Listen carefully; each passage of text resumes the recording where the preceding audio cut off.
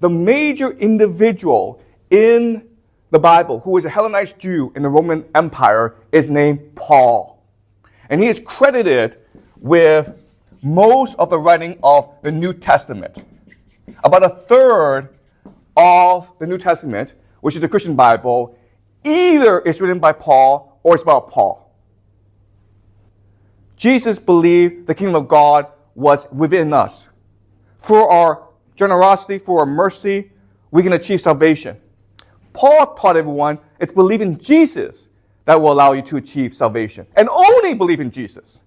You can do as much good as you want, but if you don't believe in Jesus, you'll be damned to hell. So all those Buddhists, all those Hindus, all those Zoroastrians who are doing good in the world, too bad. They will be burned in hell. Okay? And that goes against a lot of the teachings of Jesus. Another question then is, why is he focusing on organization? Okay? Why is he focusing on organization?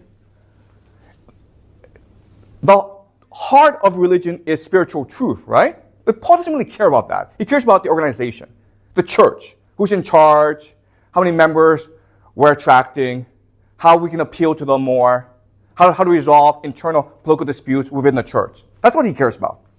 That's very odd.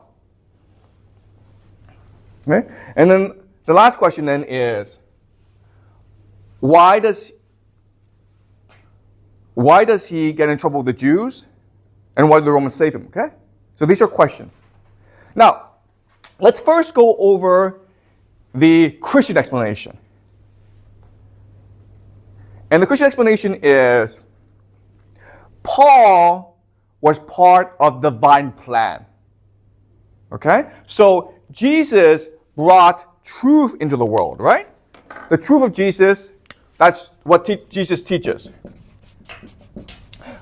But it was Paul who created the structure in the organization that allowed Christianity to spread. Paul, and maybe many who supported him, hated the Roman Empire. And they believed Christianity would be a weapon that would eventually destroy the Roman Empire, which is what happened historically. That's 300, years in the future. How could Paul know that? And also, what does Paul have against the Roman Empire? Really, right? He's beneficiary of the Roman Empire. He's wealthy, his parents are wealthy. All right? So, another explanation, which, by the way, I've never heard before, but which I do believe. All right? So take this with a grain of salt. But I believe he was a spy for the Roman Empire. Understand why Paul is doing what he's doing, right? Think about this. Purity means absolute obedience to the law of Moses, right? But what Paul's saying is, no guys, circumcision. Circumcision is we don't have to enforce circumcision because we want more non-Jews into our religion. Okay? Why is circumcision such a big deal? Well, because circumcision is basically what separates the Jews into a different group of people in any community. Why? Because in most cities, there's a place called a gymnasium. A gymnasium is really the heart and center of life in the community. It's where men go to do sports and athletics, like wrestle and run, okay? The thing about the gymnasium is everyone goes in naked, right? And why is this a problem? Because if you're Jewish, people know right away you're Jewish. Therefore, it's hard for you to go into a gymnasium because you're being ridiculed by the Greeks.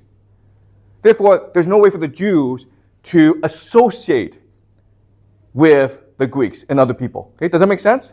That's why circumcision is so important. Once you say to the Jewish people, you don't need to be circumcised, you just have to have faith in Jesus, then it's easier for them to assimilate into the larger culture around them. Right? Persecution complex. Jews are being persecuted. Why?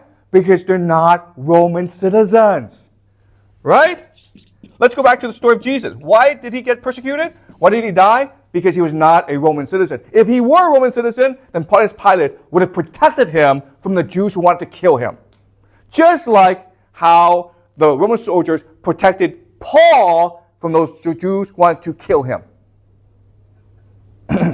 So guys, focus on being a Roman citizen. And the last thing is the coming of the Messiah.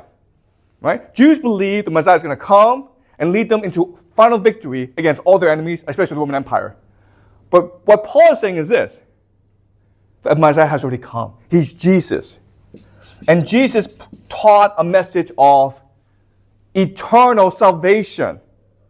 Internal salvation. To recognize the evil within you and to become a better person.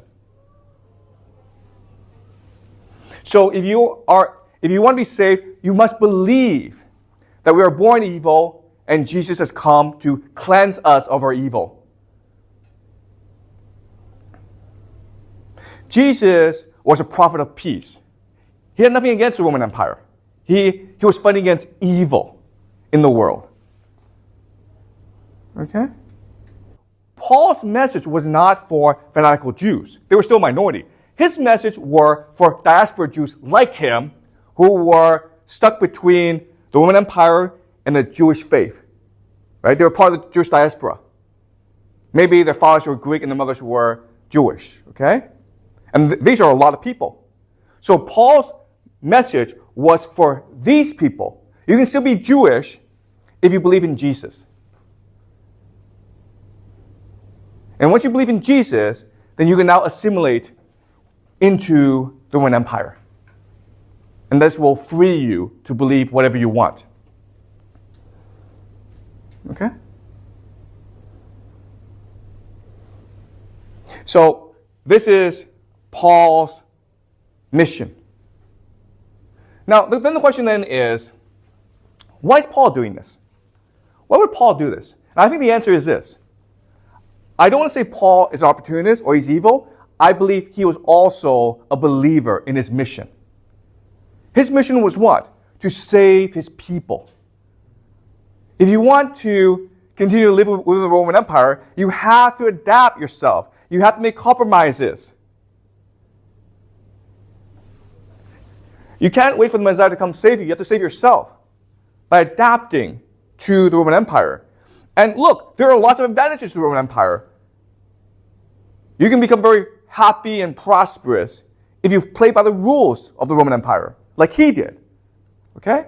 So in many ways, what's odd about Paul is he teaches us that Jesus is the Messiah, but in his heart, and you can tell by his writings, he himself believes he's really the Messiah who has come to save his people.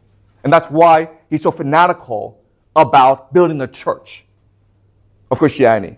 The church that will eventually become Christianity, okay? Again, at this point in history, they're not Christians. They're still Jews. Okay, so there are lots of major changes to the idea of religion because of Paul's work.